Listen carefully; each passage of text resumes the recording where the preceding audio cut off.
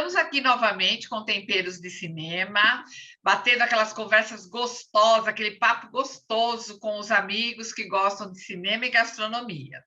E hoje o papo é com a Sandra Cárnio, uma apaixonada pelas artes e principalmente pelo cinema.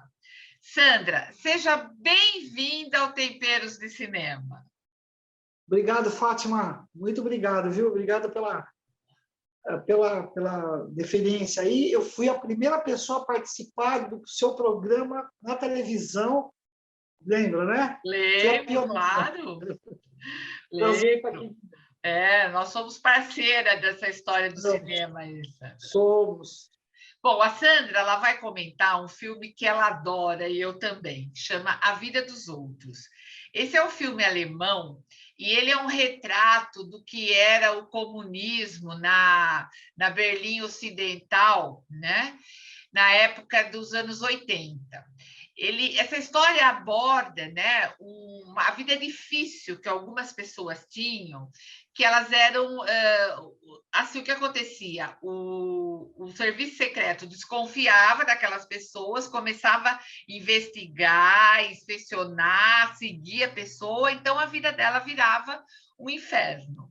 E o que a gente vai contar é a história de um casal, ele um dramaturgo e ela uma atriz, que começam a ser investigados pelo serviço secreto. E o interessante do filme é que o agente que começa a investigar, à medida que ele vai investigando, 24 horas que ele fica ouvindo, ele começa a se envolver na vida deles, a viver a história deles, e isso vai mudar completamente o rumo da investigação, a história do filme. É muito interessante. E a gente percebe a transformação do personagem durante o filme, do personagem que faz o espião. Sandra, me conta, eu sei que você adora esse filme, mas me conta por que você escolheu esse para comentar. Então, Fátima, esse filme eu assisti lá no Museu Lazar Segal, naquela salinha para 80 pessoas, me apaixonei pelo museu, e o filme maravilhoso, né? Bom, esse filme, eu tenho muito a ver com essa história, porque, com essa história não, mas com, vamos dizer, essa pseudo-história, né? Que é uma história verdadeira, né? E que ela se passa em 84, esse filme. 84, isso. 84, na Alemanha Oriental. Isso. E porque ela fazia parte do bloco soviético. Exatamente. Né? Na época da cortina de ferro e tal. Então, como você bem colocou aí na sua explanação, era um regime totalitário, né, Fátima? E é uma coisa muito recente, porque, gente, 1984, foi logo aí, né? Né? Então, o que as pessoas não conseguiam elas ter vida própria, porque tudo era investigado, tudo era... As pessoas não tinham como colocar ideias próprias, né? E o dramaturgo, o escritor, ele, apesar de ele ser do partido, na época comunista, mesmo assim ele foi alvo de uma investigação. Exatamente. A ponto do espião colocar escuta no andar de cima, chegava lá cedinho, ouvia tudo que ele dizia, né? Que ele escrevia sobre o que estava acontecendo. Como ele era um excelente escritor, ele tinha trânsito no Ocidente. Então, o perigo morava aí, porque ele era um escritor respeitado e, portanto, o outro lado do mundo, né, que era o normal, vamos dizer assim, respeitava muito as opiniões dele. Então, ele começou a ser um perigo para o regime. E aí acontece essa expiação, vamos dizer assim, essa espionagem, né? E esse sujeito, o espião, começa, como você colocou, a saber tudo o que se passava. E ele fazia relatórios diários para o governo, dizendo que o cara, né? Bom, enfim, quando foi... Aí só que ele começa a ver a coisa de uma outra forma. Porque o escritor, ele não era... Ele falava coisas interessantes, coisas boas, né? E ele começa a ver o outro lado, porque ele era cego, né? Porque ele era um espião. Ele começa a mergulhar na história do escritor e da atriz. Exatamente. E aí ele acaba, quando está chegando no momento de prender o cara, o que ele faz? Ele começa a fazer relatórios falsos. Ah, mas o que ele está escrevendo? Não, agora ele está escrevendo sobre os 40 anos do regime, coisa e tal. Quando ele percebe que a Stasi, que era a polícia alemã, que era a polícia mais... era muito invasiva, muito devastadora, né? Ele começa a perceber o perigo que o escritor estava correndo, ele entra lá, furtivamente, pega a máquina de escrever, some com tudo aquilo, e com isso ele poupa a vida do escritor. Né? E aí, então, o que acontece posteriormente? Ele sai da polícia, ele vai embora, né? Porque daí acaba o regime, né? Porque o muro de Berlim cai o foi muro, em né? 89, logo depois, em 89, cai o muro de Berlim. E esse cara vai trabalhar no correio. E aí ele é um simples entregador de carta, essas coisas, e quando ele percebe, os arquivos todos foram abertos, né, pós ditadura, vamos dizer assim, o regime totalitário, dá na mesma, né? E ele começa aí ele fica sabendo que o escritor lança um livro. E o livro que ele lança, você lembra bem, né? Se me falha a memória, né? Porque faz um tempinho já que eu assisti. Ele faz uma dedicatória ao espião. O livro, inclusive, chama Sonata para um Homem Bom. Exatamente, eu não lembrava disso. Então, Fátima, aí o escritor percebe o quanto ele transformou, estava falando em transformação, né? Transforma a vida do cara. E ele faz veladamente, né? Fez um agradecimento e tal, e o espião fica feliz porque ele contribuiu para a vida daquele sujeito ser poupada, né? E aí o filme é legal porque a cultura, né, Fátima? A cultura. E isso te marcou, por isso você escolheu esse filme. Por isso. Por quê, Fátima? Ditadura não serve nem militar, nem civil, nem regime totalitário, não pode. Porque o homem é livre para pensar, né? Para escrever, para criar, para fazer o cinema, né? Que tão bem retrata, porque às vezes a pessoa não lê um livro, mas ela vai ao cinema e aí acontece dela começa a abrir os horizontes, né? Porque quando uma pessoa vai para o cinema, ela começa a enxergar o mundo tem o seu lado humano, né? Porque a gente pensa, brasileiro é assim, não. Mas será que lá na Suécia são gente como a gente? Claro que são, tem os mesmos problemas, né? Exatamente. Então a gente começa a enxergar a realidade do mundo, né? E, através do cinema, através do livro, através da arte, né? Das artes plásticas com a qual eu trabalho, né? 35 anos, você sabe disso. Então, o que a gente precisa, Fátima? É da cultura, né? De saber o que acontece no mundo, né? E a liberdade para poder pensar, para poder a liberdade para você poder criar, para você poder externar aquilo que está lá no ser humano. Agora mesmo a gente perdeu aí uma memória importantíssima que foi a Cinemateca brasileira, né? Que há pouco tempo nós fizemos uma exposição no Minos lá na Cinemateca, um lugar maravilhoso, mas que descuidado, né? Que a gente não pode. A cultura, a educação, ela é tudo na vida do ser humano, né? E a história é importante para que a gente possa lidar com o presente e com o futuro. Exatamente, né? Não existe futuro se você não conhece o seu passado, né? Exatamente. Portanto, Então, é um filme assim que mexeu comigo, né? Muito. e que aí você vê o quanto a liberdade ela é essencial, né? Ela é tudo, né? Quando alguém vem ameaçar que, olha, não, porque agora isso, aquilo, a gente aqui no Brasil, vamos falar do Brasil, né? A gente tem 4 poderes, né? A gente tem o legislativo, o executivo, o judiciário, tem a imprensa, que é fundamental, que ela traz a história do dia a dia, né? Porque a imprensa está escrevendo a história do dia a dia, né? Exatamente. Então, a gente tem que ter esses parâmetros na vida, que é a liberdade, em primeiro lugar. Então, esse filme, ele quem não viu, recomendo que veja, porque ele é magnífico. Magnífico. Realmente, é sensacional. Já que a gente falou em transformação, e você sempre trabalhou com arte a vida toda, né?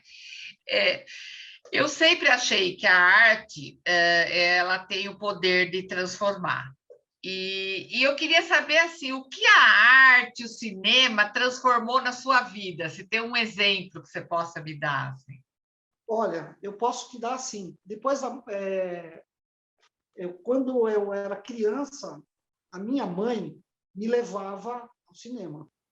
Eu me lembro que com 10 anos de idade eu assisti Os 10 Mandamentos. Imagina, um filme épico que tinha intervalo, assisti Ben-Hur. Então, a minha mãe, uma mulher muito simples, né? Minha mãe era uma operária, mas ela tinha paixão pelo cinema. Então, ela me apresentou o cinema. E depois, né, você é uma pessoa que eu tenho o maior respeito por você, porque você vai lá buscar o cinema que a gente gosta, né? Que a gente tem algo em comum, né, Fátima? Sim. Não é menosprezar o cinema, vamos dizer, comercial, não é isso. Não, mas, apenas um gosto, né? Uma escolha. O cinema europeu, o cinema francês, o cinema italiano, né? Os grandes mestres do cinema, né? Os diretores, né? Que trazem essas coisas maravilhosas para a gente, né? E então eu adoro o cinema e o cinema tem o poder de transformar, né? Porque o sujeito às vezes ele nunca leu um livro, mas por causa do cinema ele começa a ler, verdade. Né? Ele começa a enxergar a arte de uma outra forma, fica um quadro. Às vezes você está num filme que aparece um museu, enfim, uma coisa ligada à outra. E o cinema é a 7ª arte, né? Ela chama, nem sei se ainda é chamado de 7ª arte, né? Então, e agora a gente tem uns streaming, né, que fica bem mais fácil para a gente ver, mas eu gosto de ir ao cinema. A experiência é outra, né? E agora, por exemplo, na pandemia, eu me ressenti muito desse ato de ir ao cinema, entendeu? De sair de casa e vamos ao cinema, tomar um café e conversar sobre o filme, que é o que eu mais gostaria de fazer. É acabar de ver um filme e a gente debater sobre ele, né? Sobre o tema que a gente assistiu. Esse é um prazer. Isso muda a vida da gente, né? De uma forma... Isso muda a vida mesmo, né? Bem, Sandra, esse filme, até pelo tema dele, ele não fala nem mostra de comida.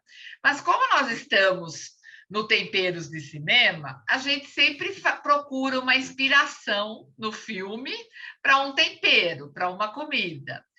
E aí, o que você vai sugerir para nós aí para temperar esse filme? Bom, Fátima, isso não é novidade, principalmente para você. Eu sou zero de culinária, eu não sei nem fritar um ovo. Sei comer bem, mas fazer eu não sei. Mas você sabe saborear uma boa comida, que isso que importa. Então, eu vou sugerir aí um joelho de porco, né? Chucrutes, um strudel de sobremesa, né? Que é uma sobremesa deliciosa. Eu tenho uma amiga alemã, né? Que ela apresentou para a gente muitas comidas alemãs, uma época atrás. E, assim, é uma comida que a receita, eu posso dizer que a gente pode... O Guilherme Martini com toda a categoria dele, pode depois disponibilizar aí o seu programa, né? Porque eu não sei, vamos dizer assim, os ingredientes, mas eu tenho certeza eu vou que pedir a receita do Guilherme, então. o Guilherme vai dar a Do receita, joelho mas de eu porco e do sugiro... chucrute dele, que é maravilhoso. Então, eu já comi uma época atrás aí, eu comi o chucrute, comi o joelho de porco, o macarrão alemão que ele fez, a salsicha, os molhos. Ele é craque, né? O Guilherme é fora de série, né?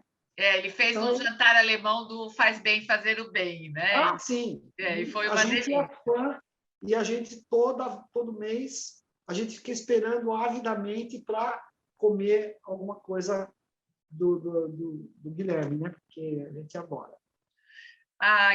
Que bom. Então, eu vou pegar a receita do Guilherme, vou pôr aqui, porque Por a favor. gente, a gente gosta de mostrar a receita, já que a gente está falando de comida, está sugerindo, a gente tem que dar uma receita para o pessoal falar, né? É isso aí, E Fátima. ainda falando do temperos, eu sei que você não gosta de cozinhar, mas eu também sei que você é uma boa Não é que eu não gourmet. gosto, eu não sei, é diferente. Você não sabe, mas você sabe apreciar um bom prato. Isso eu Sim, sei que você sim, sabe. certo. Já teve outros pratos de filme que você apreciou e gostou muito. Eu quero que você me fale, me conte. Isso é covardia, né? O banquete de Babette, né? Isso aí é o meu sonho, é a gente sentar numa mesa, sentar à mesa com alguns amigos, né?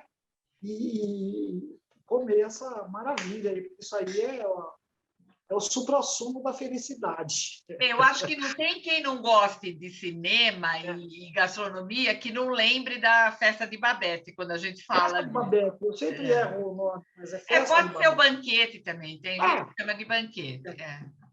Quando a comida é boa, não deixa de ser um banquete, né? Você pode Exatamente. comer até arroz, feijão e ovo. Olha, Fátima, jamais vou esquecer que eu fui, já me perguntaram, mas qual a sua comida inesquecível? Eu vou falar, uma vez a gente estava na praia da Fome, na Ilha Bela, e a gente parou num lugar lá que não chegava carro, né?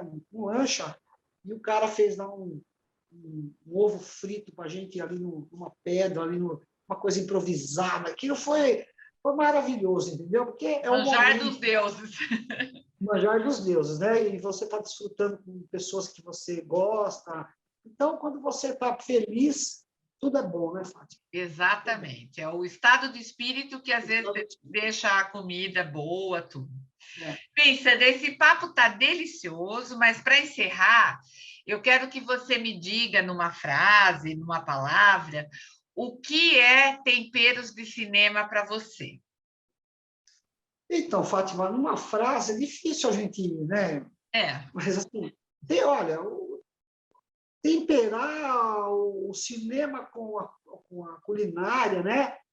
O que eu falo sempre, o meu sonho é poder ir ao cinema, reunir amigos e depois temperar com as conversas e uma boa comida, né? Uma comida que seja inerente ao filme ou coisa parecida, mas juntar os amigos e poder conversar, né? Poder tomar um bom vinho.